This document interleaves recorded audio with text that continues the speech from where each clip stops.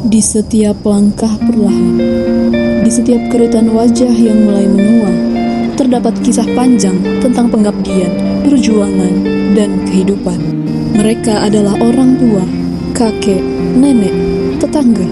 Mereka adalah lansia yang pernah menjadi tulang punggung bangsa ini.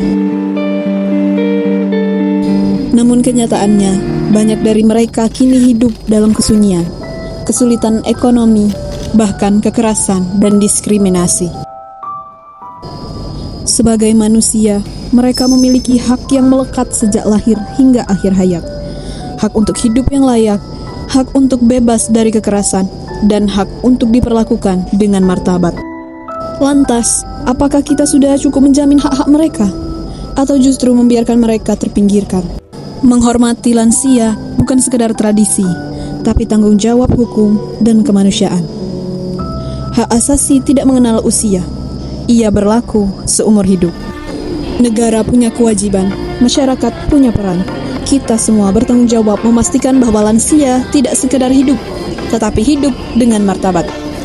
Karena masa tua bukan akhir dari segalanya, melainkan bagian dari perjalanan manusia yang layak dihormati. Seorang nenek bersimbah darah di buku yang pada Kamis mendatang dengan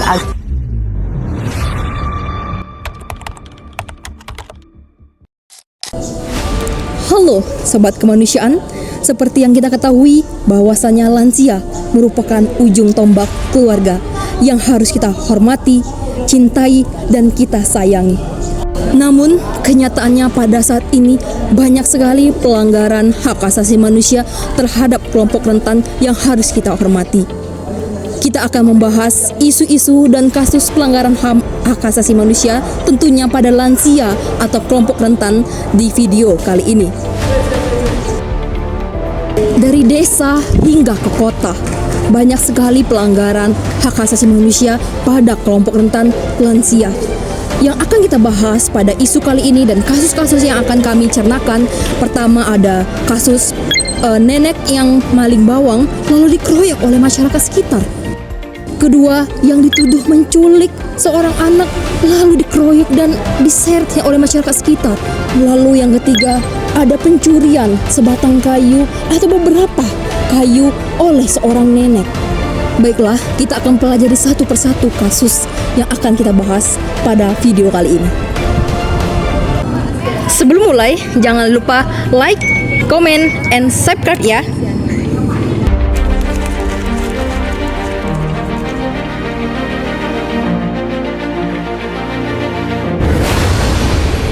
Kasus yang pertama, seorang nenek mencuri bawang milik warga. Mungkin karena ia lapar. Alih-alih memberikan solusi, warga malah mengeroyok, memukuli nenek tersebut dengan main hakim sendiri. Gambar ini menggambarkan kemarahan sekaligus keresahan, di mana rasa kemanusiaan. Undang-Undang Nomor 19 Tahun 98 tentang kesejahteraan lansia dan Undang-Undang Nomor 39 Tahun 99 tentang hak asasi manusia menegaskan bahwa lansia juga berhak menerima perlindungan dan juga penghormatan martabat. Tapi kenyataannya, empati kita pudar. Ketika stigma pencuri lebih dulu terdengar dibandingkan dengan manusia yang lapar. Kalau orang tua kita kelaparan, apakah pantas kita memukuli mereka? Tentu saja tidak. Sekali lagi, hukum dan peraturan itu ada. Tapi kalau stigma dan pemikiran kita sudah tertutup, hati nurani kita sudah tertutup, maka hukum tersebut hanya menjadi ilusi belaka.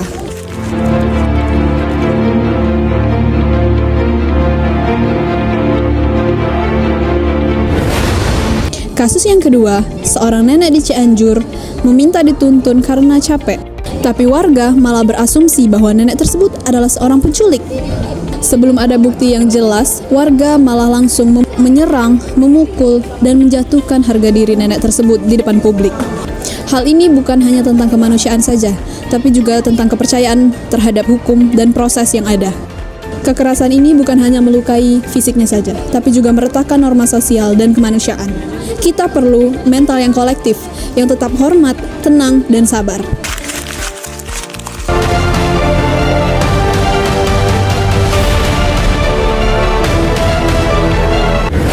kasus yang ketiga lebih mencengangkan. Seorang nenek bernama Asyani, lansia tua mencuri 7 batang kayu. Tanpa bukti yang jelas, dia tetap divonis 5 tahun penjara dengan denda 500 juta. 5 tahun serta denda setengah miliar untuk kasus kayu, bukan kasus korupsi, melainkan ini dilakukan oleh lansia tua. Hukuman ini jauh lebih berat daripada pelanggaran lainnya. Apa iya sistem hukum kita sudah benar-benar adil? Rancangan KUHP baru menjanjikan restoratif justice untuk lansia umur 75 tahun, namun itu cuma rencana. Bagaimana implementasinya di lapangan? Masih jauh dari balik jeruji besi anak usia pendek. Alhasil, lansia rentan trauma, hidupnya di penjara, serta keluarga kehilangan atap pelindungnya. Apakah ini wujud keadilan di atas layar kaca?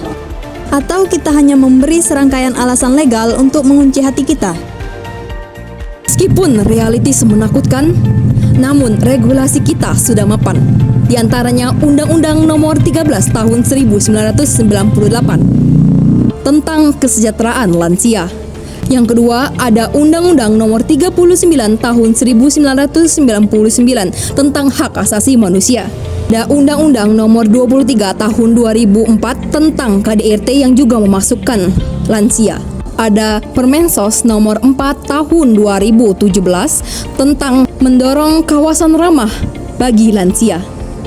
Komnas Perempuan menyeru revisi Undang-Undang Perlindungan Lansia agar lebih responsif, akses kesehatan, pelayanan publik, dan pendampingan pemberdayaan ekonomi. Implementasi yang nyata dan jelas, regulasi di pusat harus sampai ke desa agar merata. Jadi, apa peran kita untuk sekarang? Yang pertama ialah jangan main hakim sendiri atas tindakan para lansia yang melakukan tindak semena-mena. Dan juga kita harus membantu mereka untuk melindungi para lansia. Dan sikap kita melihat para lansia dengan memanusiakan manusia, terutama kelompok rentan yaitu lansia, dengan rasa hormat. Sekarang waktunya bagi kita untuk melindungi lansia dan menghormati mereka dengan tidak semena-mena dan be human first. Sekian dari video dari kami. Semoga video ini berdampak positif bagi yang menonton.